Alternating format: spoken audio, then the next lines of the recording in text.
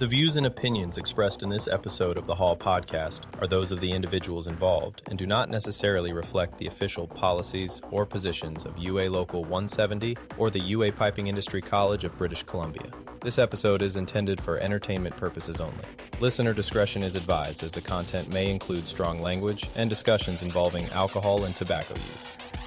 Now that we've got the disclaimer out of the way, make sure you watch or listen all the way through to find out how you can be entered to win an amazing $80 bottle of Canadian whiskey from Mainland Whiskey, proudly made right here in beautiful British Columbia. Now, let's get into the episode.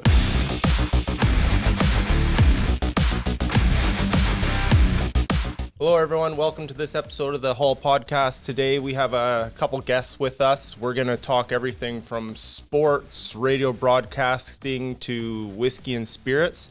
All of those three things I know very little about, so hold on. It's going to be a good ride. And I'd like to welcome Joe Leary and Steve Watts. Welcome to the Hall. Thanks, guys. So, yeah, I know what I like and what I don't like when it comes to whiskey.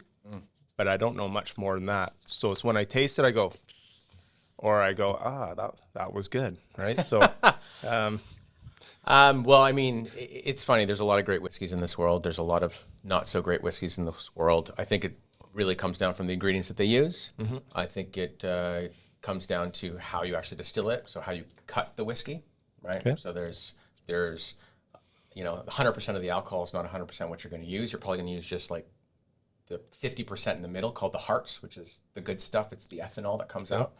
But it's also the lack of artificial ingredients, I think, makes it really good too. And there's a lot of whiskeys in this world that they don't do that. They add caramel color. I also think, because you're the whiskey guy, but I've grown into whiskey. Because my first indulgence wasn't pleasant.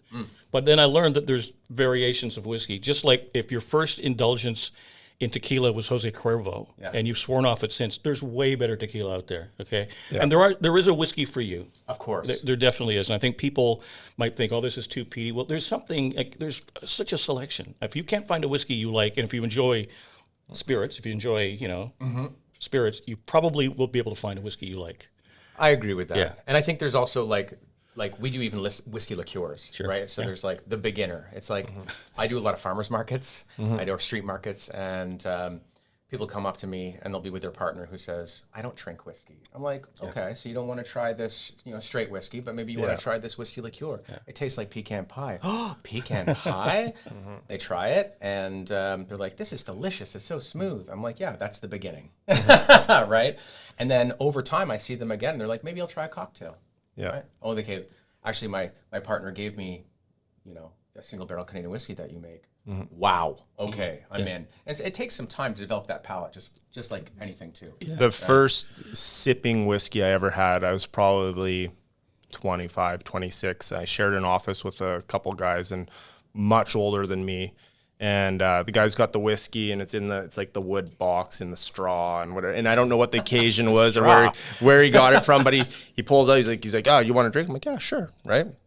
When in Rome, so they pour a couple drinks, and I take a sip from it, and I went into the back shop, and I came back with a can of Coke. And the guy looks at me and goes, "The fuck you gonna do with that?" I'm like, "I'm gonna pour it in that glass." He's like, "No, you ain't." He's like, "You're gonna sip that, and you're gonna learn to enjoy it." It's like, all right. Put the pop down, and the rest is history, I guess. Yeah. Well, I've talked to brand ambassadors from Macallan, for example, and even though it might pain them if somebody dumps a Coke on top of a Macallan, you bought it, you flavor it to your taste. It's your drink, So, and everybody's different. Like, again, I've been to whiskey tastings where they'll eyedropper a couple of drops of water to it, or you mix it on the rocks or neat. I now drink whiskey neat. Sorry, that's my preference. Room temperature neat. Yeah, I think you add a drop of water for whiskey tasting, it opens it up. Sure. It actually, prolongs the flavor, so you can actually get more notes. But I'm with you. Like, if you want to drink a can of Coke with your whiskey, even my whiskey, if you bought that bottle, that whiskey's yours. Yeah. I'm going to secretly judge you. However you want to ruin it is up to you. Yeah, absolutely. The other day, there was this guy came in and had Coke in my whiskey. I agree. A couple Christmases ago, I got a nice glass. I got the little granite rocks you keep in the freezer or whatever. Whiskey stones. I actually prefer the ice. for one, I just like it cold, but as the ice starts to melt, you know, for me, that's how I enjoy it. Yeah, right? yeah. I just learned that now. I'm today years old. They're called whiskey stones. Whiskey stones. I did not know. I know what they are. I just know what they were called. Okay. Yeah, so I you just don't- call them those frozen things that. Frozen rocks. Yeah. Okay. just so that you don't dilute your whiskey, basically, right? Yep. And if you like it cold, right? But it totally depends on the whiskey, right? I'm a bit of a We're always learning. Isn't that amazing? Yeah, that's true. I'm a bit of a bourbon guy. We make corn-based whiskey at Mainland Whiskey. We're starting to go into the single malt category. We're starting to play with some weird flavors as well, but corn is kind of where my heart lies. So that's tend to be sweeter, fruitier. Now, I've learned, speaking of which, you can't make bourbon locally, can you? You cannot. And it's just like champagne has to come from the Champagne region of France. Exactly. Tequila has to come from the region of Tequila in Mexico. Jalisco. Yeah. And bourbon must come from Kentucky. No. Bourbon can be made anywhere in the United States. If it's made in Kentucky, it can be called Kentucky bourbon. We cannot make bourbon in Canada technically because the United States government has a patent on that word, right? Just like Canada has a patent on Canadian whiskey, right? It can be made nowhere else in the world. But bourbon then has a set of laws, right? So it has to contain 51% corn or more, right? It has to be aged 2 years in a brand new, freshly charred white American oak barrel. It has to come out of the still at 62.5% or lower. It goes into the barrel at 62.5% or lower. So those are kind of like the criteria to make a bourbon. And did you know that in order to be called whiskey, it must be 3 years? 3 years. 3 years to the day, correct? To the day. To the day, yeah. Otherwise, it's not whiskey. So 2 years and 364 days, it's not a whiskey. That's right. Right. Yeah. That's right. Well, no, that's not true, actually. Oh, damn it. No. You're Jesus, basically I was right. on a roll there, Steve. You're right. So there's actually a law. So starting a whiskey distillery in Canada, when you're in the States, you can sell whiskey when it's white, right? Everything that comes out of the still is white. It's a white whiskey. You can sell it, you can call it moonshine, you can call it whatever you want, but you can also call it whiskey, and that's acceptable. In Canada, you can't do that. So even though you can call it a whiskey, the law is actually you can't sell it until it becomes a Canadian whiskey. Right? So I was right-ish. Yeah, You're basically you're on the right track Right-ish, for sure. Yeah. Right church, wrong pew. Yeah, but it's interesting because in the States, like bourbon, there's set laws, but there's no nuanced laws that allow things to happen. Where in Canada, it's very open, right? So 9.09% of whiskey doesn't have to be whiskey. Did you know that? I did not know that. Yeah. And I do also know that Jack Daniels is not bourbon. No, it's not. It's mash. It's sour mash. Sour mash, yeah. Yeah. Funny enough, we actually make a sour mash whiskey. We're the only ones in BC to make a sour mash whiskey. We call it Stereotype. It's fantastic. You got to check your place out. Where are you again? Where's the distillery? In South Surrey. Yeah, in the middle of nowhere in Campbell Heights, 32nd and 189. Right. Yeah. Okay. I check. I'm from White Rock, so Oh, okay. it's not the middle of nowhere for me. Yeah, it's fun. We have a distillery there. We're open Wednesdays to Sundays, 4 to 9. It's cool. Little tasting flights and. Yeah, we do whiskey flights. We do cocktails. We have some great bartenders on that make some really cool cocktails. Small dishes like nuts and olives. We do nachos, things like that. You know what's funny is that, and I do podcasts with booze in their nature, and we dump on the government, and rightfully so, because I think in terms of liquor regulations, it's 2025 out there, and to some cabinet members, it's the 90s. They don't realize that what you have done to change the profile of British Columbia. Yeah. And what I will say, though, in defense, is that there's places like Resurrection Spirits on Franklin Street, which I go to, and Mad Lab in South Vancouver, which I go to. And to think 5-10 years ago, if you were to say someday there's going to be a little guy in there making booze, selling it out of there, and you can come and have some tasting flights and make some cocktails, people would have laughed at you. Yeah. So in some ways, we're actually, at least, if not ahead of the curve, we're on the curve. I would say you're absolutely right. BC, there was one great thing about BC is it allowed just that. So they changed the laws. I think it was 2013. If you use 100% BC inputs, meaning from agriculture, so you use grain for the whiskey or fruit for the brandy, then you can bypass this giant monster called the LDB, and you can sell directly to private liquor stores. You can be in farmers markets, sell it directly to bars and restaurants, and good on them. That's really great. Yeah. But that's only half the market, right? The other half of the market is the LDB, and they still haven't changed anything to allow us a fair kind of representation inside that store. And for example, this needs to change. And, Premier Eby, if you catch this, think about, the fact that we need to be more open to make these people survive. But I could go to your distillery, Mainland Whiskey, and enjoy a great bottle or two, buy them. I can't put them in my restaurant. I've got to order them through the government. You cannot sell to me. I mean, you sell to me whatever you want. Yeah. But I can't legally take your bottles, put them on my shelf, and sell them in my restaurant. As a craft distiller, I can now. You can now? Yeah. So you can. Sorry, David Eby. Sorry. Yeah. Sorry, Dave. Yes, you can. You can now. Yeah. Okay. So I can sell directly to private liquor stores. I can sell directly to bars and restaurants. But I mean, that's all great. But it's those big guys that kind of control the restaurants and the bars. And there's also there's always ways to like do events and get in, and that's fine. And it's a fair marketplace in that sense where we do have an opportunity there, but we do not have an opportunity in the LBP. What would you say is your kind of main marketplace? Like main marketplace would be like you're selling right out of the shop. It's direct to consumer. Yeah. Right. So it's straight out of our lounge. We subscription. So we do a whiskey club every 3 months. That's really big for us. Yeah. People coming into the lounge. It's kind of like the brewery setup. But the problem when it comes to distilleries, and I think Scott from Mad Lab can attest to this, is the fact that as a distillery, we can't really build in the city. We always have to be on the outskirts, right? And I know that's not a provincial problem. That's more of a municipal problem. But they work together because the people that enforce that are actually the provincial government, right?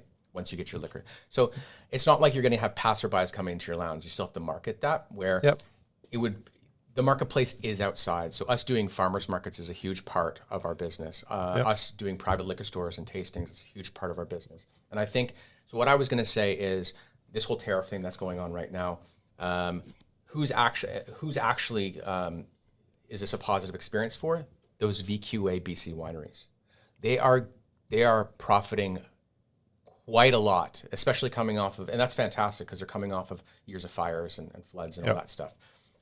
But wouldn't it be great if craft breweries and craft distilleries could also profit off that as well?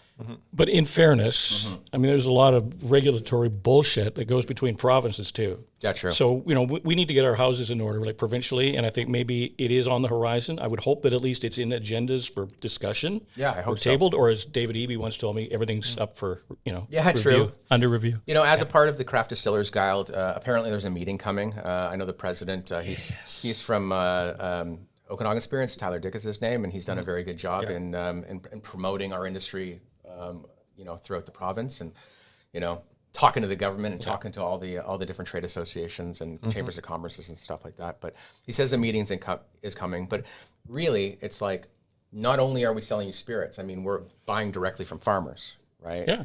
It's impacting all levels of economy in BC. So so we've moved past the political segment. Even though we said we wouldn't talk politics. We're not talking about it anymore. Should we start cracking open? Yeah. So let's get into the. Yeah, Joey needs a little nip of sauce. Yeah, let's do it. Before we get to Joe, I'll just tell you really quick about this. It's our collab that we did with Camp Beer from Langley. So Okay. we took 3,000 liters of their malt liquor beer. We distilled it over the course of 4 days. We put it in an American oak cask for 3.5 years. That oak cask used to be an Okanagan wine cask. We opened up the wine cask, stripped out the wine, put the cask back together, and then set it on fire in our parking lot. Nice. 46%. It's the first BC beer craft whiskey that's ever been made. So when it's, you think of like a startup business, like, hey, I'm gonna start making Canadian whiskey. That's gonna be my startup business. 3 years. And you do your business model. You're like, in 3 years, I might turn a profit if this turns out all right. God, no. No, you're so naive. You're so naive. Or maybe not turn a profit, just start. Stop losing as much money. Yeah. Well, you have to be, I think for us, we had to do other things and using it to make cocktails in our lounge, right? So using white whiskey, education is a big portion of it. Making liqueurs, those kinds of things. So there's an old reference among brewers, and I'm sure distillers feel the same way. How do you make $1 million? Spend 2. That's pretty much it, right? Yeah, that's true. No, I think, Steve, I don't know your background and your fondest wishes as a child, but if you're making this, your immediate goal wasn't, I'm going to get rich and quick, because if it was, why would you have chosen that route? But if you've got some patience and you're financed enough, slowly but surely things start to turn. 100%. And once people find your product, John Molson says, an honest brew finds its own mate. And it does, so. Can't believe I'm quoting John Molson, but anyway. Well, anyways, cheers. Cheers. Sorry. Cheers. Oh, yeah, here. Sorry. If I broke the wall already, I might as well get in for one of these. Stacy, why didn't he have a glass? Thank you. All right. It's the only whiskey that I've ever had that has like a caramelized hop finish, but Right. it's like a lot of rose, very interesting aroma, vanilla. And the terms you need to use, nose and mouthfeel. Hits on both. I like it. That's really nice. Oh, thank you. That's really nice. Yeah, terms I'm familiar with are like chest burn, which there was none. Fair enough. No, that was No, it was mouthfeel or palate, and then the finish. Those are kind of the three big things. It was a couple years back. I was at a family event, and kind of a husband of one of my family members had some scotch, and it was like a $4,500 bottle of scotch, right? And so do you want to try it? I'm like, sure. So pour a drink, and I'm like, yeah. And pours on. I'm like, you know what? You could be pouring like swill. I can't. It's lost on me, right? Like I don't know the difference. I'm like, it tastes good and it's nice, right? But I was like, yes, save it for a special occasion because it's not for me. I think I probably couldn't tell a Macallan 10 from a Macallan 35. I don't know. I've never been blessed with that opportunity. But I've talked to enough wine snobs that will admit that you could tell the difference between a $10 bottle of wine and a $1,000 bottle of wine. Probably not between a $500 bottle of wine and a $5,000 bottle of wine. I think the range kind of narrows once you get in the upper echelons. Yeah. My go-to wine is called Connoisseur from Chile. It's $10. Oh, I know that one. Yeah. And even wine snobs have said, that's not a bad wine. It's good. So price means shit when it comes to enjoying spirits. And you know what's funny? I think sometimes it goes the other way, right? If the barrel isn't taken care of. I've had a Highland Park 25. Comparing it to a Highland Park 18, I'm sorry, the 18 wins out. Yeah, right. Yeah. Where it's especially the price, like astronomically more expensive than the 18, right? Like 100 times or 10 times more. But my buddy has a really great whiskey collection, like one of the best I've got. He has. I mean, I make whiskey. He has almost as much as I do. I was able to taste 33 Lefroy. Which is about $5,000 a bottle. Yeah. And I'm not a big fan of Lefroy, like the quarter cask. I think it's like 10 years or 8 years or whatever it is. But this whiskey blew my socks off. Yeah. So there's something to be said about the value of aging because we're humans and we get older, and that's that's important and valuable. But I think it's about how you take care of it. There's also something else in the naming, like the Glenlivet sounds very impressive. Oh, but yes, it does. one whiskey you would know, I've never tried, it's considered pretty good, is Pappy Van Winkle. Oh, yeah. That sounds like a nickel and dime Kool-Aid operation. But it's apparently pretty damn good whiskey, right? It is good. Is it worth, what is it now, $5,000 a bottle for a 15-year? No. I think and I'm not sure if this was the stem of it.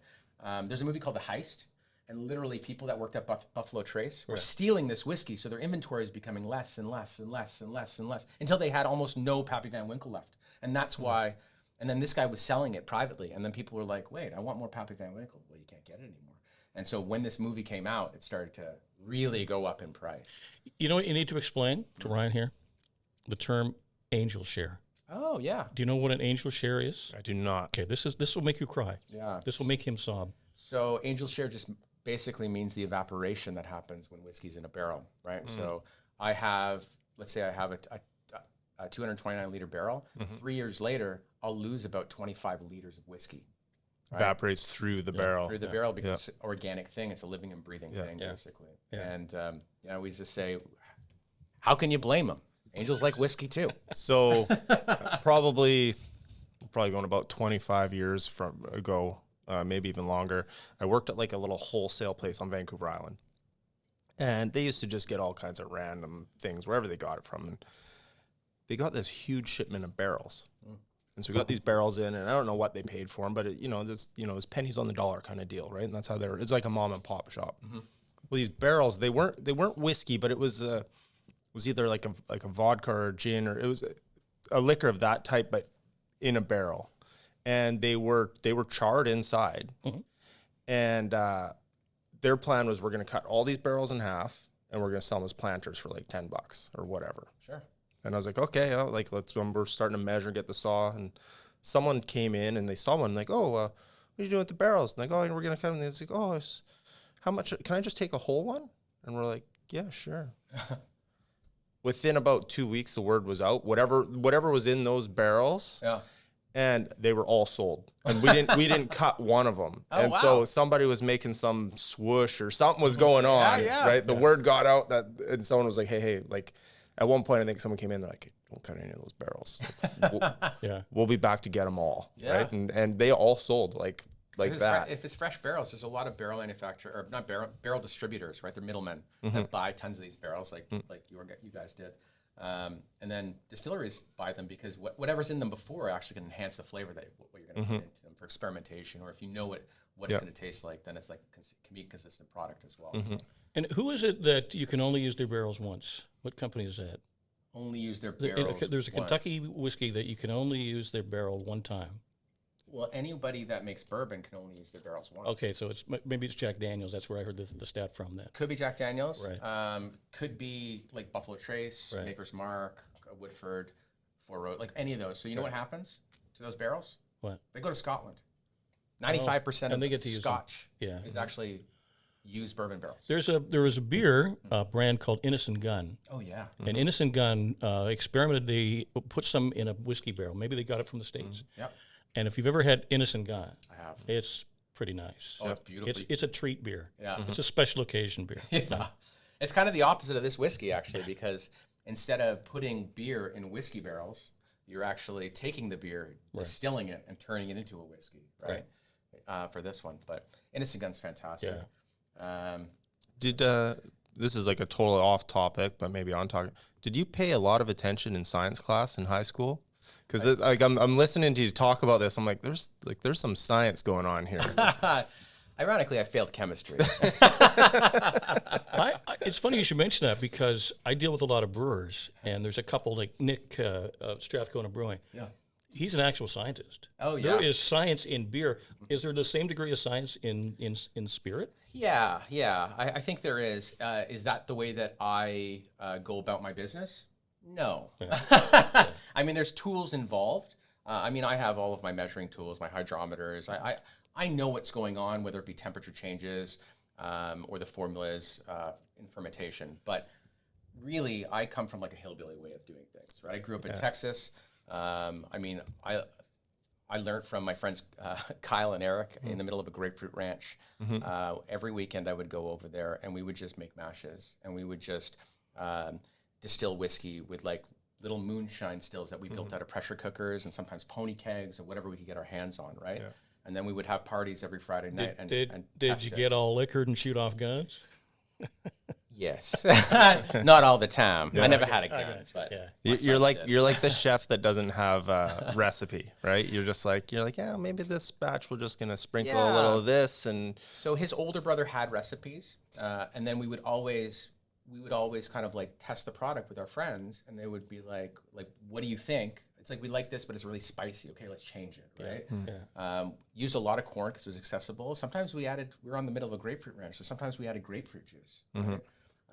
It totally depended on what we wanted to do, but that's how I started, and it's just tedious repetition. Yeah. Right? I build it, I break it, and then I learned from that. Well, and I found that people don't give enough credit to, especially brewmasters, because I prior to doing beer shows, I thought the easiest beer to make is lager. It's the toughest beer to make is a lager, because you can't hide behind it. If your lager is shit, it's shit. Yeah. There's nothing you can do to change that. And the amount of science that goes into aging and filtering and processing and purifying and all that sort of stuff. If you walk into a big place like Red Truck Brewing, for example, they have a massive lab upstairs.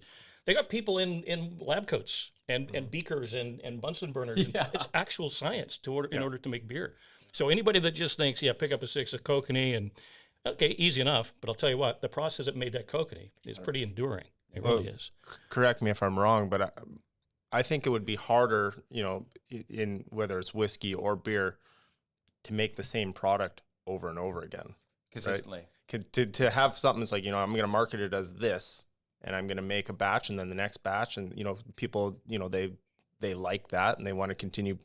And to have that consistency, that to me would be, I think, the challenge. I think that's like the big, like Red Truck's starting to get on the bigger level, and you're like that's why there's all those lab guys trying to test everything, making sure that it's the exact same through, and that's kind of what I'm trying to get to, right? And us smaller guys are trying to get that consistency. And this is why you need to give credit to the smaller guys, because, for example, that bottle of whiskey, in order to sell that across your POS system, that's 3 years in the making. That you can't, you've only got so much space and so much tank space. Whereas a vodka, you can churn out a vodka pretty quick, can you not? Yeah, like 2 weeks. 2 weeks. I mean, it totally depends on what you're using, but it's a week of fermentation, not even, and then you distill it in a day and maybe filter it. I don't know. You mentioned you have a whiskey club. I do. So how many members do you have? I probably have almost 100. Okay. Yeah. And these are whiskey purists? These are like the real deal whiskey people, or no? Just Joe average? We do have some purists. I think there's a bit of fascination with whiskey. So we do release a lot of small barreled whiskey, but we also do cocktails, and then we do some kind of crazy things like this. Like this is a whiskey, but it doesn't taste like whiskey. It tastes more like pecan pie. We have some herbal whiskeys that we do as well. So this allows us to experiment with certain products. We do one crazy product every 3 months, and then you get to choose 2 bottles or 1 bottle, depending on the price point, off the shelf every 3 months. And then you get 10% off of everything. Have you tried Screwball? Yeah, I have. Yeah. Screwball is peanut butter whiskey. Yeah. And we were doing a podcast, and my co-host Daryl told me that we're going to have peanut butter whiskey. Yeah. My first thought was, you got to be kidding. I know. And then you try it. It's pretty good. It's pretty good. It's pretty good. Yeah. Inspiration of Screwball. Okay. I actually tried to make a peanut butter whiskey. So Screwball's not using real peanut butter, obviously, but it tastes like peanut butter. We actually tried with real peanut butter. It turned into a mess. Yeah. And then we tried with peanut powder. So it actually tasted really good. And we made a hibiscus jam, and we did a peanut butter and jam whiskey. And it tasted really good, but the only problem was it looked like hazy and crappy. And if we filtered it, it would take out all the flavors. So we're like, okay, Screwball, you have this one. Yeah. No, and it's actually a really powerful story of how the origins of this guy, Steve, who came from, I believe, Cambodia. Yeah, that's and he grew up in peanut fields, and he immigrates to America. And he realizes that whiskey is the culture of America and peanuts were the culture of his nation. Cool. And he decided to create something that paid homage to both of their heritages. So when I first heard it, I thought, this is just some agency just going, what the hell? Let's just make something crazy. Yeah. But when you hear the story, it's very impactful, and it's even makes the product taste even better. Well, I think that's it. Like, I love my product, but my story is more powerful. And that's kind of, I think, where all these small guys come from. That's what's important. And when you ask about like who's in your whiskey club, whiskey enthusiasts, no, I think it's people that really like what we're doing. Yeah. Right. And they like me, they like my staff, they like my location, they like everything about it. What I don't get in the spirit world, the wine world, is when you tell me what I'm going to taste. Because I always use this as a comparison. If you and I both had Clubhouse or BLT sandwiches for lunch, right? How do I know that it tasted the same to you as it tasted to me? I don't know your palate. Yeah. So don't say, well, you're going to get notes of, and because I always feel, shit, I didn't taste that. Like, am I an idiot? I don't think so. Don't say that, Joe. You're not an idiot. Taste isn't as refined. Yeah. That's a really great question. I think we all have similar flavor receptors. I think it used to be that, like, the old story was like there's sweet on one side and sour on one side, and there's like umami on one, right on the middle. But I believe that's all false. I think there's flavor receptors all over your tongue, and they all do different things. And some of them do the same things, and some are really powerful, some aren't. I think there's a general consensus that there are certain flavor notes in the whiskey that a majority of us are going to get, but we aren't all sensitive tasters, right? And so also you might taste something different than I taste, and that's okay. So I learned when I do a beer podcast, and I learned that when beer started getting crazy, like hazy and juicy and milkshakey and all sorts of crazy shit went into it. And I always found my go-to mechanism to not insult anybody when you're sampling, because we don't review products, we promote them. Yeah. And I just found the easiest dismissive thing to say without pissing anybody off is, It's interesting. The secret is officially out. Yeah, If you get it, that's interesting. But that was during the weird phase that beer went through, and they were throwing everything at the wall to see what would stick, and some of it was enjoyable, and some of it was horrible. Yeah. And I think they would even admit that themselves. I've made some interesting products as well, Well, and I've used that as well. Yeah. I'm sure you kind of pour some stuff you've just made, you pour it, and you're kind of like, You're like, okay, well, let's read the room, right? So you pour it to your business partners or your friends, and you're like, what do you think? And you probably have a trusted group if you're testing something to get feedback on some sort of standard scale, right? And 100%. and because you might taste it and be like, oh, I don't know, and you might get 4 or 5 guys or girls that go, yeah. I think it's a subjective game, though. I think you're absolutely right. Like those beer sours, there's a huge market for those sour beers. Like Dead Frog is like taking over that market, it seems, with their warheads and stuff like that. I'm not a huge sour fan. I do love Dead Frog beer, but I'm not a huge sour fan. So don't come to me and tell me how this sour beer is going to taste and what you think of it, because I'm going to say, that's interesting. But That's if you gave me mine. one, Steal it now. I want it now. Jesus, yeah. We have some Dead Frog here in the studio because they came in nice. the last we did a Tub Talk segment that's not produced yet, but it'll be out soon, where we sipped on some, right? Cool. So it was super cool. The IPA is fantastic. They're one of the OGs of craft beer. Dead Frog. Dead Frog goes way back, and I give nothing but mad props, because this is at a time. Like, I'll just divert. There's a quick little story I'll tell. There's a guy named John Mitchell. John passed away probably 3 or 4 years ago, and he ran a pub in Victoria called Spinnaker's in Esquimalt, actually. He comes over from Britain, where he was a public house manager. So he was used to pouring their own pub stuff, and he tried to do something similar in BC, and of course in Victoria, where the Legislative Assembly is. And he was told he can't, because beer was controlled by Labatt, Molson, and Carling O'Keefe. Right. And they didn't want anybody intruding on their turf. It was already a turf war between those three. Yeah. They didn't want Joe Newcomer to come along and start, screwing things up. Right. So he did what anybody needs to do: befriend somebody in government, and especially somebody that enjoys your product, and start telling them your woes. And you'd be surprised. They may be totally oblivious to it. They may go, really? Yeah. I didn't know that. And they go back to the office and look into it, and they realize, he's legit.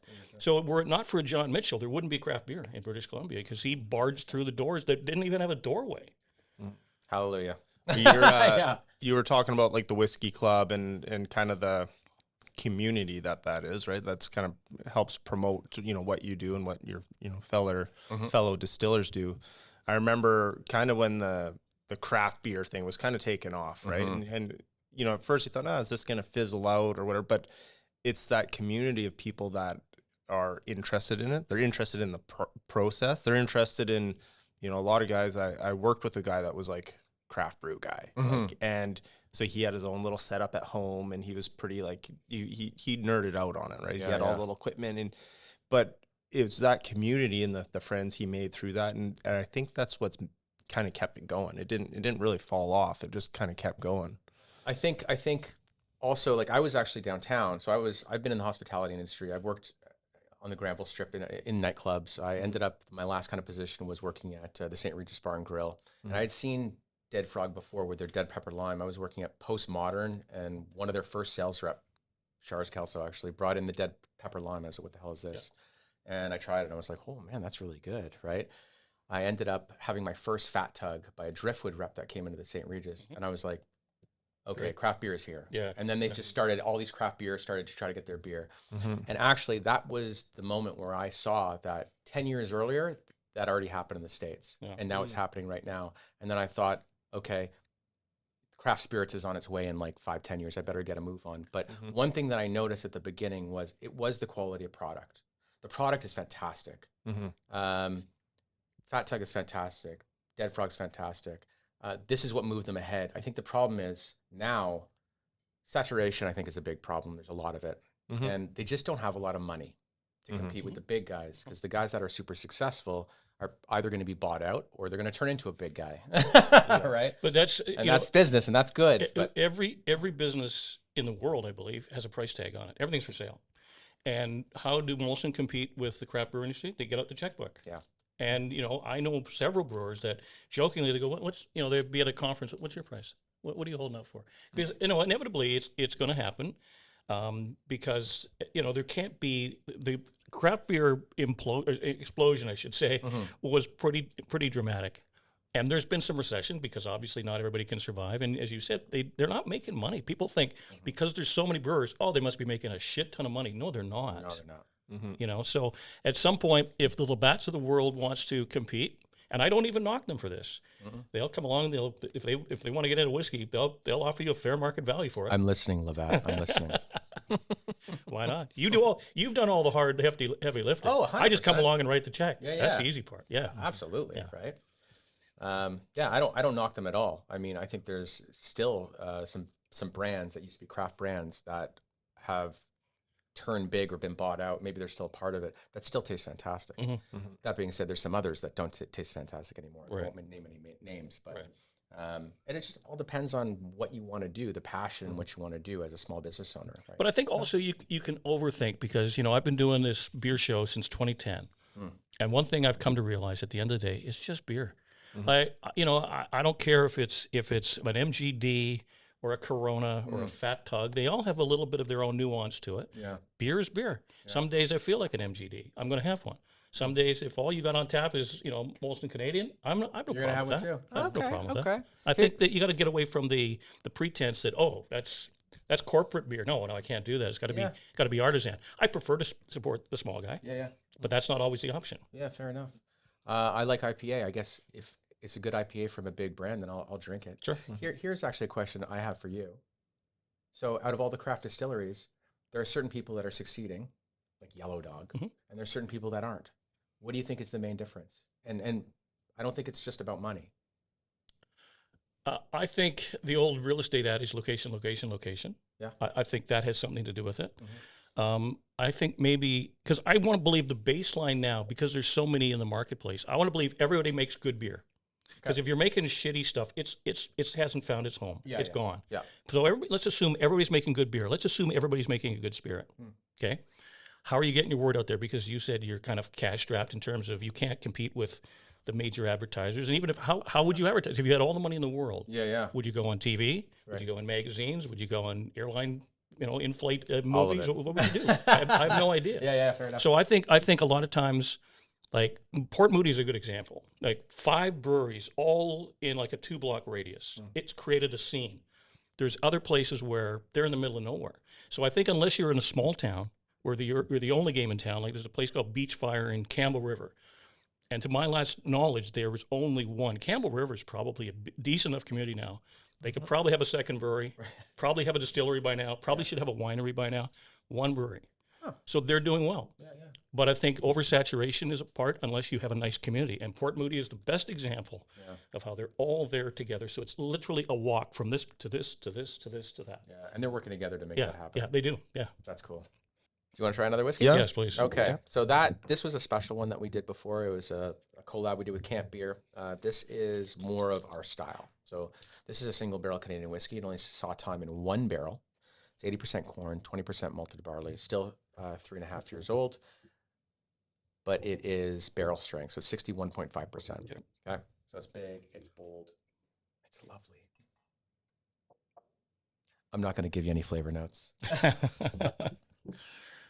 We're all going to be watching for your reaction now. So I'm just wondering, like, beer is known for having cheeky plays on words on some of their product, labeling.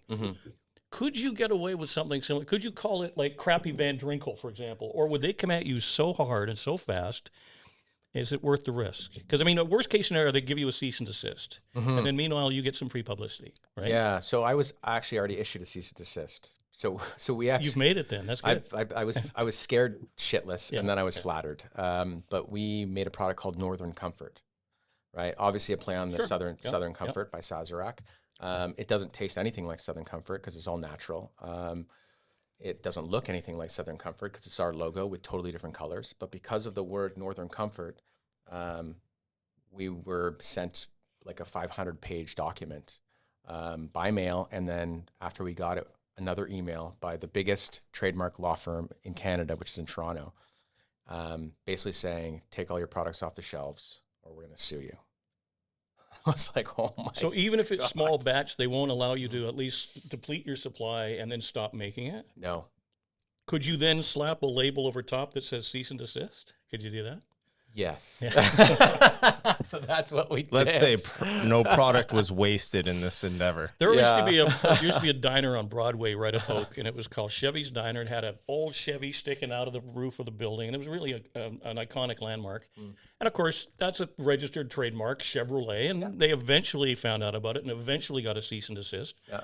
And they got so much publicity out of it. Yeah. Like people that didn't even know the place existed went, oh, that's cool. I got to check that out. They still had the Chevy sticking out of it. De Niro's in Yaletown, a restaurant in honor of Robert De Niro. Oh, yeah. He found out about it, issued a cease and desist. Yeah. They got great publicity. And then they got people turned on De Niro. It's like, come on. Yeah. De Niro, why do you give a shit? This woman is operating a nice room in Yaletown. Yeah. She's a fan of yours. She's paying homage to you with pictures on the wall. Cut her a slack here, you know? I know. Did he see the restaurant? Did he ever go there? Did he No, just heard but about it? word travels Yeah, pretty of fast. course. Yeah. Yeah, I mean, I guess it's De Niro. I mean, there's other people called De Niro too. That's a hard one. I would fight that one, right? Oh, but she had Robert De Niro images all Oh. over. It's pretty clear what she was going after. She didn't have an out. No. Yeah. So I mean, I think Robert De Niro, he has the authority to use his image and name in any way he wants. I get it. I think in our case, I talked to my lawyer, who's also a trademark lawyer, and she said, you know what, you could win this, but it's going to cost you $500,000. Do you want to fight it? Yeah. No, it's not. It's not one of my major brands. Major. Like the brands. expression Let's I love not. is that the hill you want to die on, right? I Yeah. love that expression. Yeah. Yeah. Yeah, it's not. Absolutely. It's definitely not the hill I wanted Yeah. to die on at all. So we kind of just folded, and I said to the lawyer, I emailed her back, "Thank you very much. We'll do what you want." Yeah. You know, but then cease and desist is exactly what we did. Yeah, and we tried to get some publicity, right? So we made a video about us smashing bottles, and you know, thank you, you noticed us, kind of that whole flattery thing, and it picked up a little attention. But So you were told to just dispose of it, no, I mean, we were told to take it off the shelves. take it off the shelves. Yeah. Okay. Which I'm sure you complied. Of course. Of course you did. Yeah, Of course absolutely. I did. Yeah. Go Sazerac. Yeah. Which is funny because you know what happened? So we went to New Orleans 2 years ago. This is after. This is a funny story, actually. Forgot about it. We went to New Orleans. Is it New Orleans or New Orleans? It depends on It's where you're Nolans, from. Nolans down there. It's isn't like pecans and pecans. Yeah, yeah. It's Yeah. New Orleans. It's depending who says it. yeah. So I went down to New Orleans. it? New Orleans. And we went to it used to be the distillery, but it's a Sazerac museum now. But they still make stuff in there, especially all the Peychaud's bitters are still made in this museum. Well, just for fun, I brought a bottle of Northern Comfort with me. And I actually thought that the headquarters of Sazerac was still there, and I was going to give it to whoever was the top manager, CEO, whatever. I thought he was there just for fun. But unfortunately, they all moved to Kentucky. So I wasn't able to give that bottle to anybody in management. But the distiller was there. So me and my wife went and did this little tour and saw the guy who was distilling. He was distilling Peychaud's bitters. And I pulled him aside and we got to talking. I told him the story and I'm like, do you want this bottle? I can't sell it in Canada because I was issued a cease and desist. He's like, these fuckers. But I'd love to take this bottle. Thank you. So was your imaging even close to the Southern Comfort label? No, not even at close? all. No. It was very simple, but So yeah. I just wonder how protective they can be on the word comfort then. Like, Yeah. You know, I mean, the Ohio State University tried to trademark the, and they were told to go fuck themselves. Yeah. It's the Ohio State, you know, you can't a copyright word. the Ohio State. No, you you know? can't do that. And I don't know how powerful that trademark. I mean, they had trademarks going back since they're one of the oldest distilleries in the world, right? So they're like 1800s. I was is Southern Discomfort okay then? Is that okay? No, I don't think so. I don't know. I mean, it's clear if you have like golden or brown hoops or something like that, McDonald's has got you. I get that. Yeah. But even, you know, like Canadian Club, if could you start American Club? Or is Canadian Club going to come after you? I think Canadian Club would come after you. Yeah, Canadian Club's the 5th largest selling whiskey in the United States. They would come after anybody in the United States trying to make a American club. Yeah. Oh, yeah. So then the 100%. word club. So I can't come up with a word club in something in relation to... It all depends. There's two words coming together. You have a country and you have club. If you have another country and club, that could be terms to say, hey, you're infringing my copyright, right? I don't know. It's crazy. It's a crazy thing. So we thought, you know what, let's just have some fun with it. We'll call it cease and desist. So I wonder if I came out with deceased amphibian beer, would Dead Frog come after me, do you think? Or I don't think so. no. Okay. They're good folks at Dead Frog. Yeah. Derek and Cole, shout out to you guys. Love you guys. Cool. So we've. Oh yeah, let's try this. What do you think? I like it. It's really nice. Yeah. How this is, what's it called again? We call this kazoo. Kazoo. So it's a single barrel Canadian whiskey. It's a barrel strength whiskey. Yeah, we call it kazoo because it's fun to play. It's a. You don't have to take yourself too seriously to drink good whiskey. Right. From like an amateur level. So much distinction between the two. From one, the first one, smooth, like kind of light. The other one here is it's got a bit of like kind of bite to it. Like I'm like when I first took a sip there, I was like, well, this is like way different. Yeah. So very seldom do I drink different whiskeys in the same sitting, but definitely a distinction. I mean, there's a lot. This is the ingredient list is different.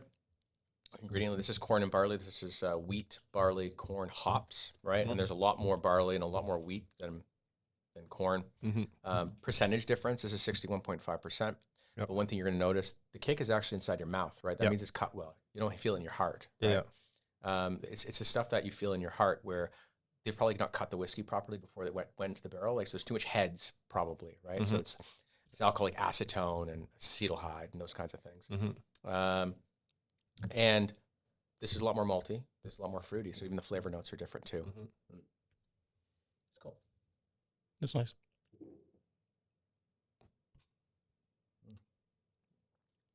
How did you get into the beer podcast or that whole thing? I mean, obviously you like beer. You're a broadcaster. I do. I do. It was, so I've been a career broadcaster. And at one point in my history, I was working for a radio station that would sell its weekend programming. So like you could buy an hour of airtime, promote pipe fitting, promote whiskey, whatever you want, just buy your own hour. And we were looking for ways to sort of bring more business in the door. Like who can we sell to? There was cosmetic surgeons that would buy time, or whatever. And the program director said, hey, I got an idea. You like beer, and you know a beer guy. Colin Jack was his name. He had a company called Just Here for the Beer. And he goes, what if we did a beer and barbecue show? Would you be interested in hosting that? And I thought, yeah, for sure. So we approached the barbecue community, and it was not their budget season. So we went, oh, screw it, let's just do a beer show. And at that point, 2010, I think there were 35 registered breweries in BC. And now in 2025, the last number I heard was north of 240. Yeah. So that shows you just how much growth there's been. But we found out that the small guys didn't have any money. So we decided to go with the big guys like the Caribou's, Pacific Western Brewing and Labatt and Molson. And then craft beer started going, well, what about us? So we sort of adjusted our schedule of pay so that they could come on board.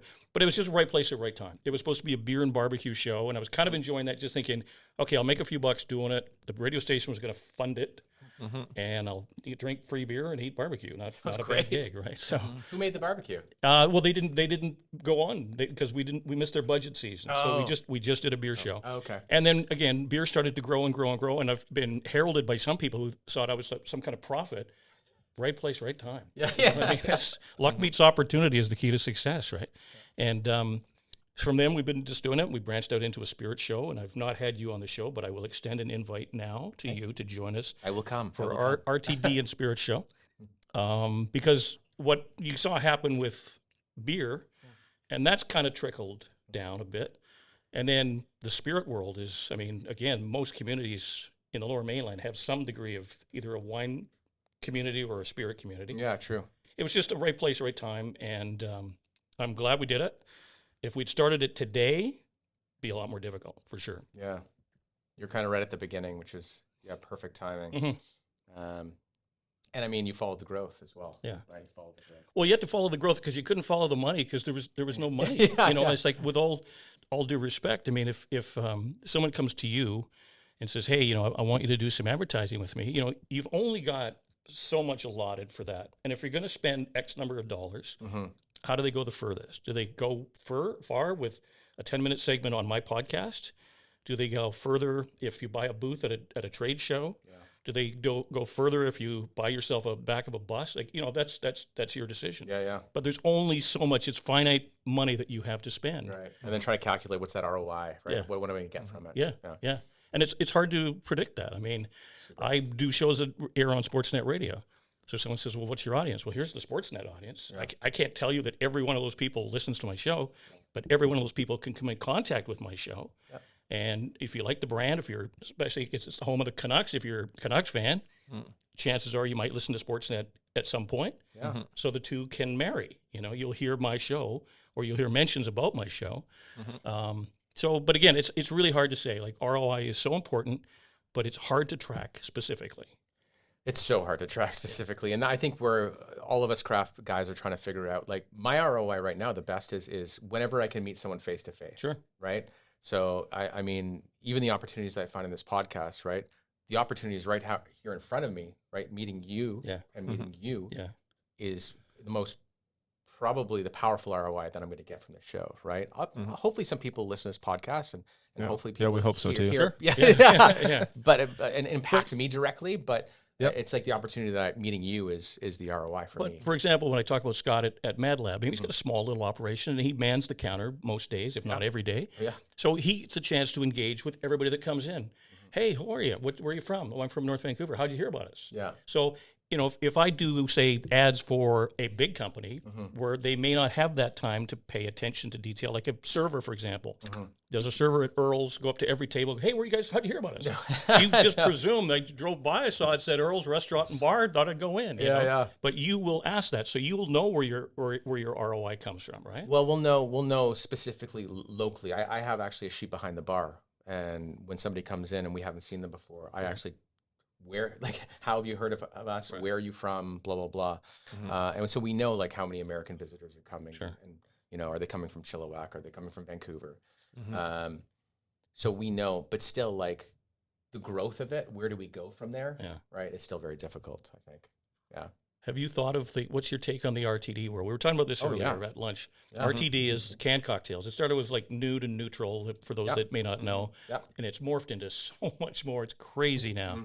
They've got like a Mountain Dew, boozy Mountain Dew and Snapple too. Snapple. It's crazy the amount of stuff out there. Old fashions we were talking about. We all love old fashions.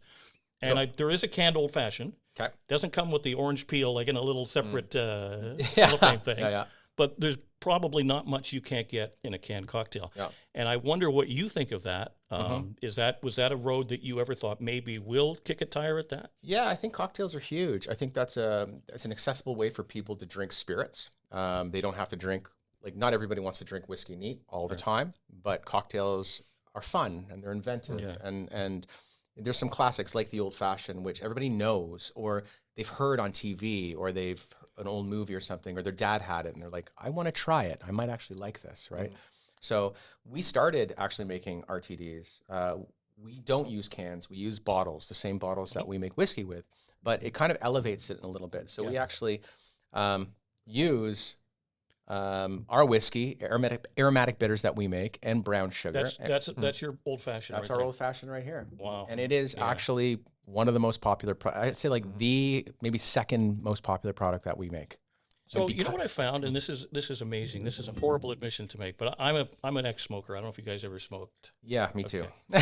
And I find when I go to a nice cocktail bar and have like a nice martini, that's when I miss the cigarette. Yeah, I really do. Yeah, I know. Or maybe it's not even the cigarette; it's just the haze in the air. Maybe the haze in the air, or maybe having a nice piece of stemware in this hand and a dart in this one. Maybe that's it. I don't know. I kind of put it. It's like the hot sauce mentality. Like anybody that likes spicy food, like there's a challenge.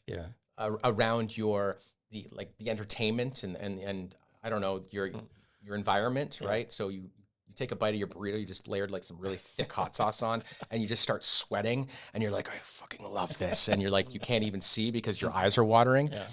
It's kind of like that. Yeah. You're enjoying the moment, you're fighting it off, and that's where like drinking and smoking work to me, right? Yeah. I like the hit. Yeah. I don't like the after effect in some cases, especially to smoking. Yeah. But I like that fiery environment sometimes, and I do miss it sometimes. I remember, just as a sidetrack for a second, but I remember when I first quit. I've quit off and on, but I'm off. I'm down. I am too. I'm 10 years down. Yeah, done. Yeah. Never again. No smoking. No for smoking. me. All right, Ever? okay, all right, Yeah, all right. you guys There you go. smart There one. you go. But I remember when I first quit, I started by doing it in stages. The first time, quit buying and then just start bumming. But Yeah, and then now I don't even know what a pack of cigarettes costs, and it's probably prohibitive. But the last time I had a cigarette, I did litter. I was on a horseshoe bay or a ferry boat. Wow.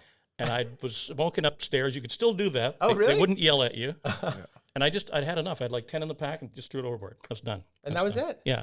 But I find that every once in a while, and especially when liquor is involved and the right environment, you miss it. You miss it. It's that smell is tied to memory kind of thing. Like anytime I smell like hairspray and cigarettes in the same room, I'm like, I'm back in like 1985. Yeah. Right? It's like nostalgia. It's like missing your youth in a way too, yeah. right? Because that's when I you're was young in and crazy. Nuevo Vallarta a couple years ago, and I was at a horseshoe bar. The water's to our right, and I'm sitting there with a buddy, an ex-smoker. And there's a guy the other side of the horseshoe, and it's wafting over, and we're sitting there smashed in Mexico, and we looked at each other at the same time and went, "You think what I'm thinking? Yeah, could totally rock a cigarette." Right now. So it's like it's always there. You're thinking, you're like, Player Light? Yeah, I don't know if I could detect export A from Roth. From Marlboro. I think Marlboro I would detect. I think Marlboro or Camel I could Camel, detect. yeah, 'Cause it's just so. It's just there's something about it. You remember there. the old advertising? I'd walk a mile for a camel. That was their slogan. I'd walk a mile for a camel. That's right. Yeah. How ironic is that, right? Yeah. The Export. good old days. The good old days, yeah. Yeah. Try this old fashioned. sure. Yes. On that note, We did bring ice. didn't bring cigarettes. So, He got some smokes? so I feel like I haven't earned my wage today Yeah. because Joe is the perfect co-host. Okay. But Joe, we haven't talked about yourself at all. Okay. It's among my favorite topics. Yeah, No, well- I'm kidding. So no, myself, I was telling you earlier at lunch. So I grew up in a pro-union family. My dad was a union man. Couldn't get over the fact I bought a Japanese car. My first time that I bought a nice car. Because why didn't you buy that made in Canada? Because they don't make Nissan 240SXs in Canada, Dad. Maybe he just couldn't really understand that. And whatever happened to that car, by the way? Traded it in 2 years later for a newer one, and then got into BMW, and I've been a BMW guy ever since. So my dad still would not be happy, God rest his soul. But I just decided to. My dad was a working man, and I was just enchanted by radio and wanted to be the guy on the radio. I didn't want to be the artist performing the songs. That didn't catch me. Just wanted to be the guy introing the songs. And I've been very fortunate in the sense that I've worked amongst probably every radio. I don't think I've worked on Rock 101, CKNW I've not worked on, but I think every other radio station, CFMI, Rock 101. So Rock 101 and CKNW, the two I've not worked. I've worked every other Vancouver radio station, and worked in Toronto, which is our media market, media king. Toronto's our New York City. And I've just managed to stay employed, even though I've been fired 5 times, because that's the occupational hazard of broadcasting. You know, you get, we're just going in a different direction. You know, like there's no safety net. Like in a union environment, that doesn't happen. In broadcasting, it sure does. And it happened to me 5 times, each time to my parents' chagrin, because that's the hardest call to make. Yeah. You know, hey, Mom, what's going on? Oh, yeah, don't work anymore. And, you know, I get the old lecture, like, you sure this is what you want to do? Like, didn't Dad talk to you about, you know, the IBEW? It's like, yeah, he did a couple times, in fact, but just not my gestalt. So anyway, so now I'm a client, and I pay to be on the radio, and I do podcasting, which is de rigueur. I mean, podcasting is where it's at. Yeah. It really is, you know, because this today's generation, whatever that may be, Gen Alpha, I think they're called. Alpha, yeah. Radio's a foreign entity to them. It's something that they see numbers on their dash on their car, but they don't really know what it is. No. So anyway, that's as a parent. So I have a 12-year-old, and as a parent, I try to listen to the radio as much as I possibly can. I listen to like Rock 101 or the Fox. it's really good. It's pretty good, eh? And my daughter doesn't want anything to do with it. Yeah. She's like, Dad, you got Spotify, right? Yeah. Why would we try to wait for the songs that we want to actually listen to? Why would we do that and listen to people talk when we could just pick Olivia Rodrigo? Just put it on Olivia Rodrigo, please. Yeah. Yeah.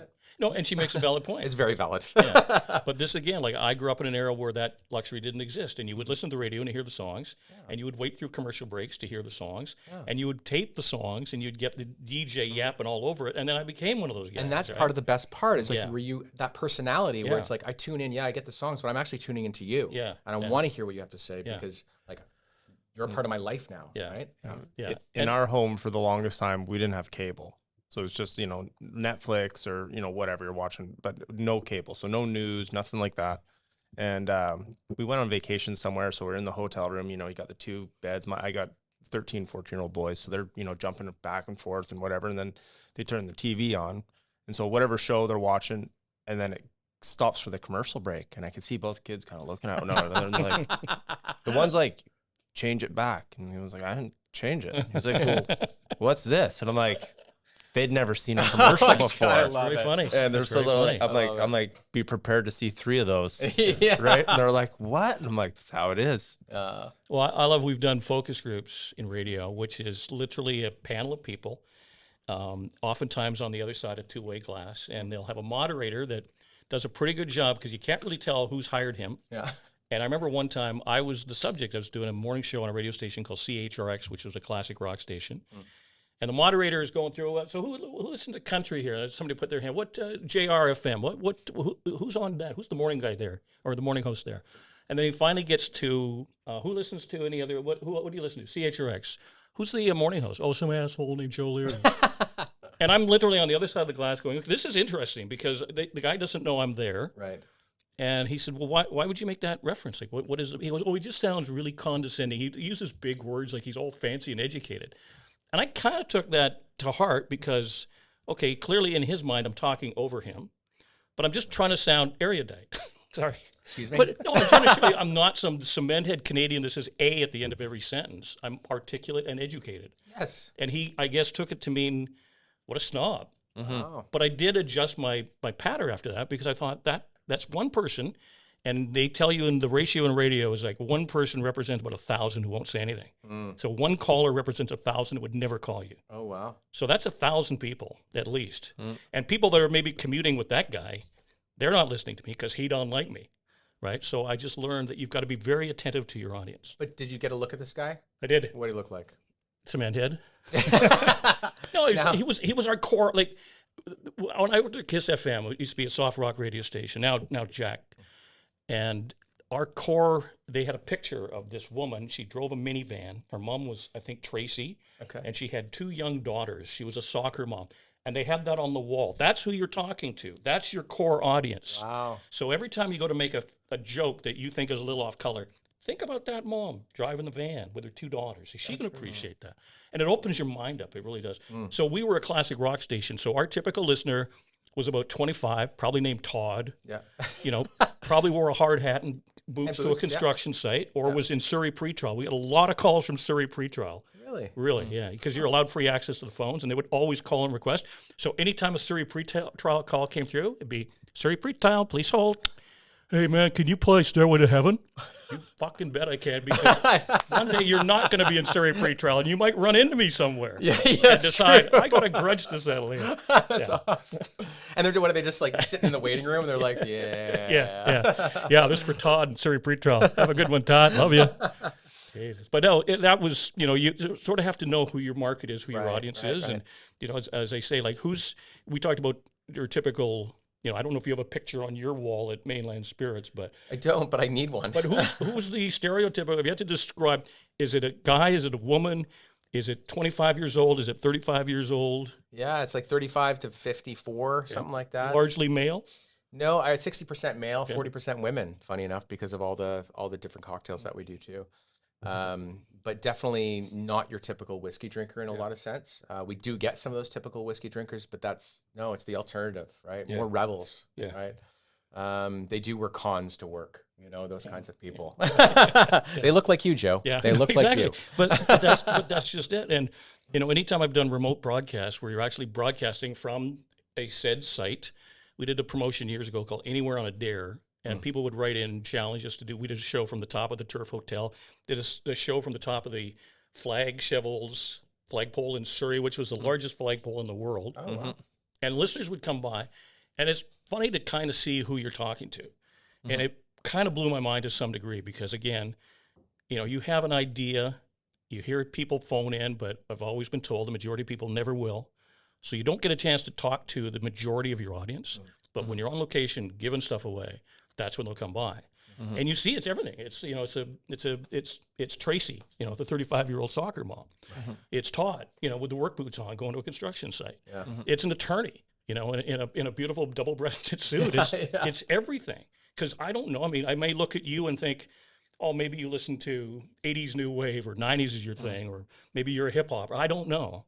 But that's just it. I don't know. You might be rocking home to classic rock. You might be going home to JRFM. I don't know. You might be listening to podcasts on the way home. You might be listening to you on the way home. I don't know. I'm not that pretentious, but if you were sitting beside me at the light and I put the windows down, it could be anything from 90s hip hop to metal to kind of newer country. Like I really, and it's really only been in the last maybe 10 years I've kind of opened it up, right? I probably kind of stayed in one lane for the longest point, right? But one thing in like as humans, we're creatures of habit. So if I turn the radio station on, it's like the same like I don't even have any radio stations preset in my car. It's just that station. if I'm going to listen to the radio, I'm going to listen to that station, and that's it.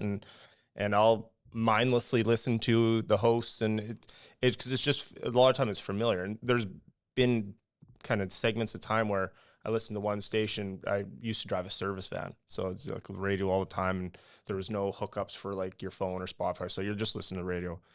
And then they like skidded the host. Like one day I was like, who the hell is this? I'm like, what do you? And then I'm like, what happened to show? Oh, like fired, whatever. I'm like, well, delete that one, right? Like I didn't even give the new host a chance. So like I heard them talk. I'm like, nah, you're out. Yeah. No, as I said, I've been blown out 5 times, and it's not firing for cause. It's just business. Yeah. It's not show friends, it's show business, right? Yeah. And going in a different direction, restructuring, changing a format. The funniest one for me was I worked at Classic Rock Station, and they killed the station, and they went Christian. Oh, wow. So I was the first person hired and the last person fired. Yeah. Had 7 years in between of doing mornings and afternoons. And when they called me in, and I'd been tipped off earlier that the station was going to change, and I knew it, and I ended my show that morning. I allowed for 9 minutes to end off with Stairway to Heaven because I knew the station was flipping Christian at 3 in the afternoon. So I just said, that's it for Joe Leary. God bless. And the general manager comes to get me to take me to his office to fire me. And he says, don't you? And I said, yeah. He goes, well, thank you for being professional. Like I could have gone on the air and done the George Carlin 7 dirty words on the radio. I didn't do that. But what struck me was that they didn't even ask. If I was that valuable to them, maybe I'm Christian to boot. Oh, yeah. Do you want to work a Christian format, Joe? And I thought, that's really doing the Lord's work, isn't it? Huh? You fire my ass out of there. Don't even give me a chance to maybe I'm a closet Christian that wanted to do Christian radio but never had the opportunity. Well, I think the same company used to broadcast in Alberta at the same time, if I'm not mistaken, Calgary, because I lived there at the time when this happened. And I think the host there wasn't as kind as you. I think they played some Aussie death metal, something or other, the last whatever, right? Like they kind of did the later, right? Well, think about the bigger picture. Like, let's say I had done that. What have I done? I've imploded my career. Yeah, that word's going to spread real fast. You showed your colors. No, absolutely. So I think you just go out with your head held high. Like, if you fire somebody, you fire an employee, and he decides to take an axe to your whiskey shelves, that's really good for his resume, isn't it, huh? Yeah, I would still burn his house down, but he's still screwed too. Yeah. No, did you know this stuff's flammable? Yeah, that's right. Absolutely. Great for Molotov cocktails. No, I've never understood that because, again, my reputation matters to me greatly. And the last time I got fired from Bell Media, TSN 1040, props to TSN, the late great TSN 1040, and I'd put in 8 years there. And they packaged me off. They gave me a year.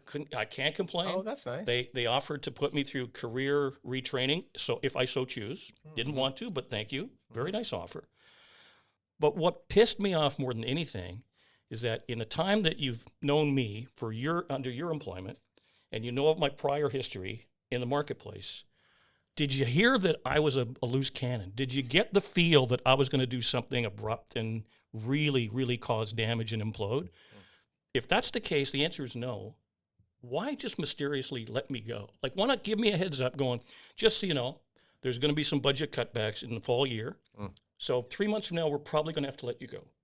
I wouldn't have done anything rash, not professional. That's kind of the radio way. It is the radio way. You're gone before your last. They used to say in the old days of carts, like a cart was like an 8-track cartridge back in the day. Yeah. They said that you're forgotten by the time your cart recues. That's probably not, because they'll get someone else. In the old days, pre me, they would have jingles created for Rick Starr. Yeah. So Rick Starr could be anything. So you're Rick Starr, we fire your ass. The next guy is hired. Now you're Rick Starr, okay? So I already got the Rick Starr, 93 KHJ.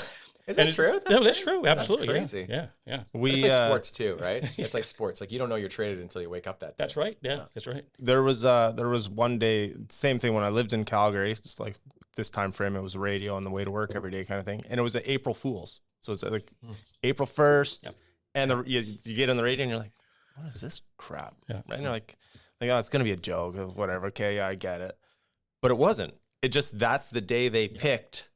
And the radio station just, whether it got bought or, whatever happened, they restructured. It just was a different route. It was like a different genre altogether. And I was like, so bizarre. Like, just. Well, I'll tell you, one of the most insensitive departures ever was when they disbanded TSN 1040. They literally took control of the broadcast from outside of the station, which is evil to think about. So the hosts are on the air as a sports radio station. It's being commandeered by an outside source. They're playing musical fill, saying there's a major announcement coming up at the top of the hour. And I'm getting people texting me like, what's going on at 1040? I just woke up. I'm going, I have no idea. Yeah. Turn it on. They're playing this weird music track. This is a sports radio station. Right. And the announcement comes on, the general manager comes on and says, basically, we're going in a different direction. We want to thank you all for your time and your support. And they end off playing Green Day's Time of Your Life. Yeah. Hope you had the time of your life. But what pissed everybody off was the actual title of that song is Good Riddance. Yeah, Good Riddance. It's Good Riddance. So that's basically saying, get the fuck out of here. And every person on the station took it as that. Yeah, what an inappropriate choice of song to play as a tribute to someone that you're trying to thank for all their timeless effort and support. And we're saying Good Riddance. Yeah. I know. Yeah. Tacky. Yeah. Garbage. Good riddance. Good Cheers. riddance. Cheers. Good riddance.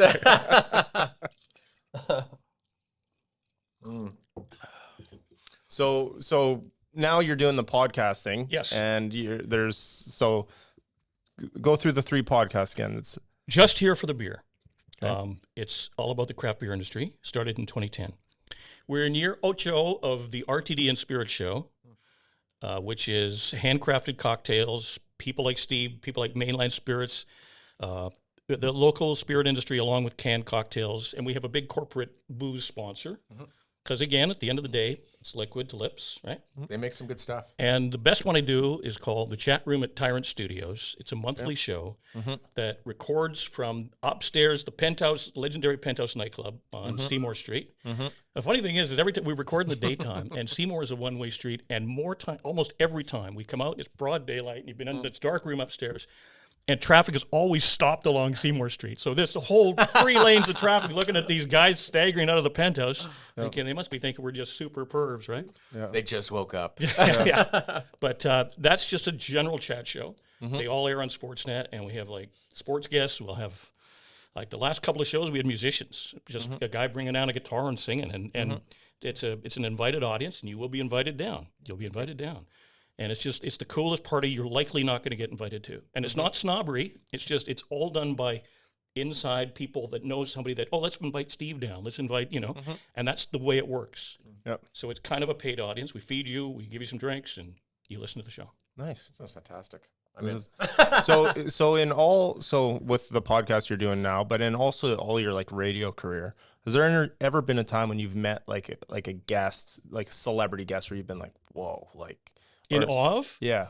Well, it wasn't. It was kind of at the time, but in retrospect, much more so than ever. I've got in my office at home, I have what I call my wall of fame. And if I'm ever having a downer on my industry, or if my industry's pissed me off, I look at my wall and go, done pretty good. There's like Tony Bennett there. There's me and Lady Gaga there.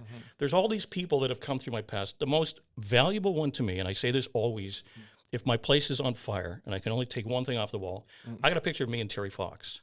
Yeah. Nice. And Terry Fox, I mean, you've never met a real Canadian hero. I met a real hero. That's cool. And you didn't realize, I met him 6 weeks before he died. And I'll tell you a quick little story, and I get kind of emotional when I tell this.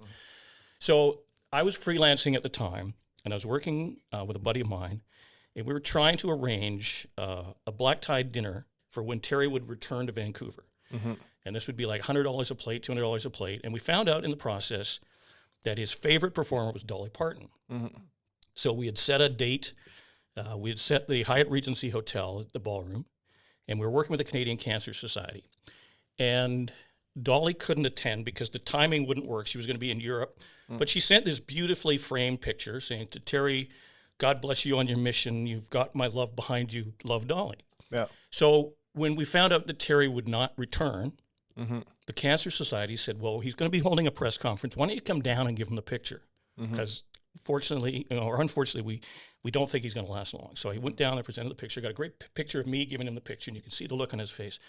And some years later, his brother Daryl I ran into. And I told Daryl the story. And he goes, that's where the picture came from. That was on Terry's bedroom wall. And he loved that picture. And we never knew where it came from. And I almost started bawling thinking that in his final days, that was his picture of inspiration. That's amazing. Yeah. That's cool. That's super cool. I actually just heard Daryl on the radio yesterday. Daryl Fox. Yeah, and he's going to do the same. But he's not going to run it. He's going to bike it. Is he really? Yeah. From Newfoundland? Yeah, he's doing the same route. Wow. It's like 7,000 kilometers or something like that. He's going to do it on his bike. Well, the late Bill Viggers, who recently passed away, he was on one of my chat room shows. He was with Terry in the van. And he was telling me the stories of back in the day. Imagine the primitive nature of the prosthetic. He goes, this thing was just tearing the shit out of Terry's limbs. Oh, and, yeah. And he would have to take these breaks. And he had I think he had a backup artificial leg, but this is like an 80s artificial leg. Like compared to the technology today. Yeah. And like the other a thing, piece of steel hanging off. Yeah. I remember one of the funniest times I had Bill on the show on the anniversary of a Terry Fox Marathon of Hope run or whatever. And I said to him, tell me one thing that you've never told anybody before about Terry Fox that people would be surprised to learn. He said, well, I can tell you that van smelled like shit because they literally had a pot in the back of the van. Because when you're going like you're in outside of Simcoe, Ontario, or Timmins or whatever, and there's stretches of miles before you get to the nearest Chevron station, and you got to go. Right? So there you go. Great little inside story on Terry Fox. That's a great story. All right. Steve, is there anything you'd like to finish off with? Yeah, why don't we, word-wise or drink-wise? I'll let you decide. Yeah. I mean, I brought one more thing if you want to taste yeah. it, and we kind of use it as dessert, which is we call it Dancing Pony. Dancing Pony. It's a praline liqueur. We actually use real pecans or pecans if you're from Texas. We roast them, about 25 pounds, then we dump them in a tank of whiskey. We let them sit a month, then we add brown sugar. So it's a whiskey liqueur. It tastes like pecan pie. Let's try it. That might be nice in a milkshake too, if you think about it, right? It's fantastic in a milkshake. Yeah. So it's any kind of coffee drink. Sure. Any sort of So I'm going to get notes of pecans and pecans and nuts and brown sugar. That's pecans. Right, So what you actually we basically just had a meal here. So we had an Pretty much. appetizer, we had a did. main course, Got one more glass. and we're gonna Any finish. fresh glasses? No fresh glasses? We can dump your ice if you want to lose your ice. Oh, that's all the pleasure. When you're ready. You can Okay, sip it up. absolutely, yeah. Easy, eh? Dancing Pony. Yeah, we can espresso martinis. You can do a whiskey sour, but a praline sour, praline old fashioned, those kinds of things. Or put on your ice cream. I picture my 18-year-old self 2 a.m. going home in 4-wheel drive after drinking too much of that because it's really easy to drink. It's like I think a lot of people use it as birdie juice as well. All the golfers and the golfers' wives or husbands. Yeah. Birdie juice is a big thing. But no, I just want to say Guaranteed birdies if you drink that? Is that the case? We could market it that way. I would love that case study. So Resurrection Spirits in East Van Yeah. has a little thing they call bogey juice. So every time you got a bogey, these are like little airline-sized minis. Yeah. God bless the minis. They were so handy. Yeah, they are. Yeah. We actually do have 50s, like 50 you? little flasks just like this. Yeah, And yeah. so we started marketing them at liquor stores.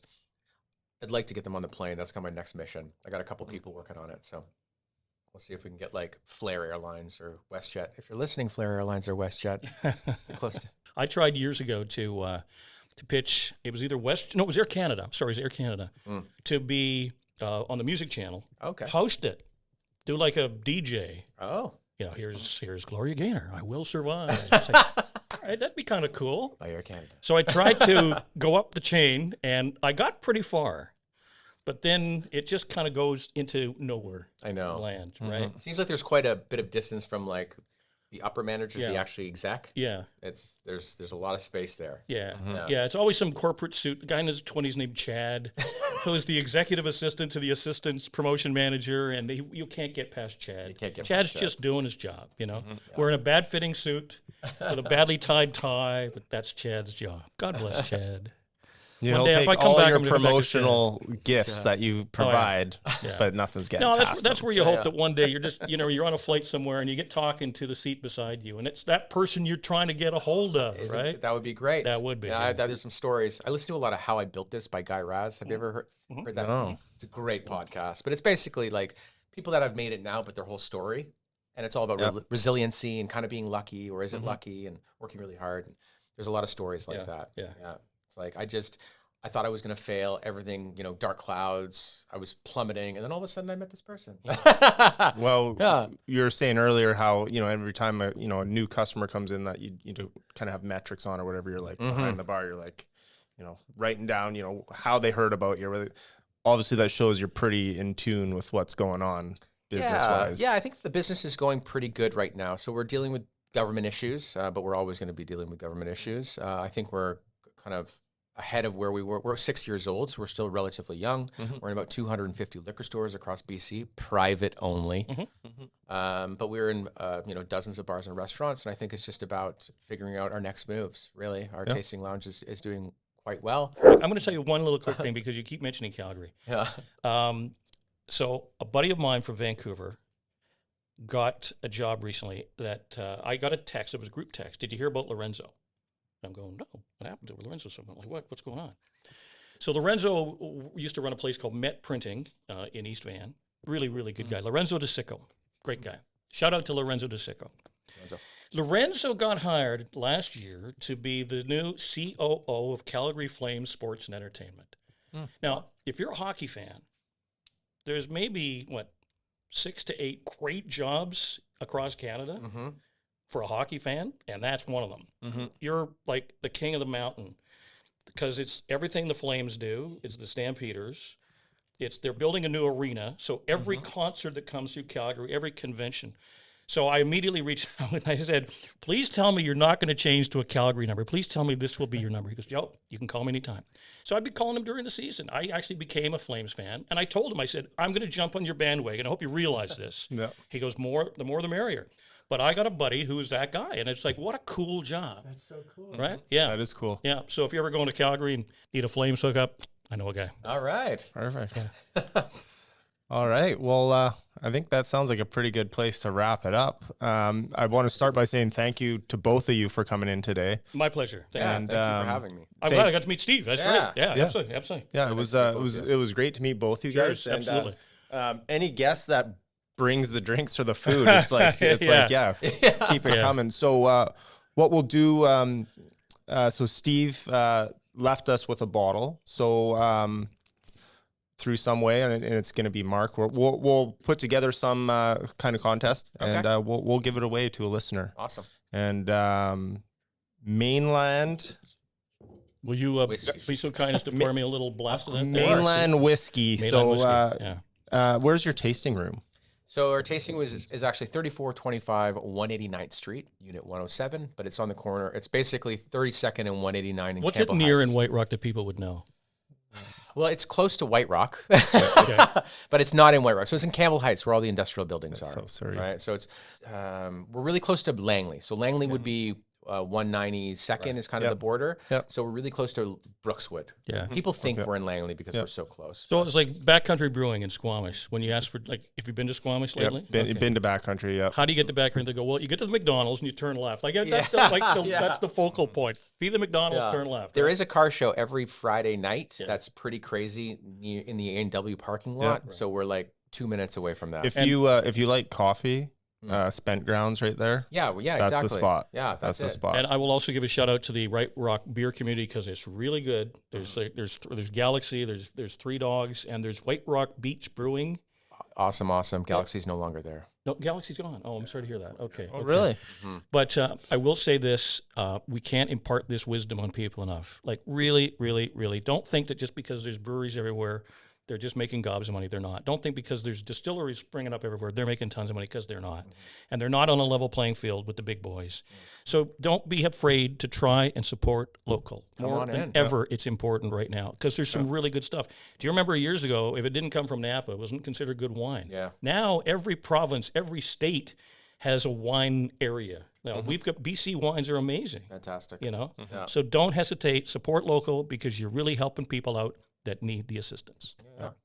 Awesome. And we got good stuff. Great stuff. And that helps. So thanks again, everyone. If you are drinking spirits such as these, drink responsibly. Absolutely. That's really important. And thank you guys, everyone, for listening. And have a good evening. Thank you. Yeah, you too. Thanks.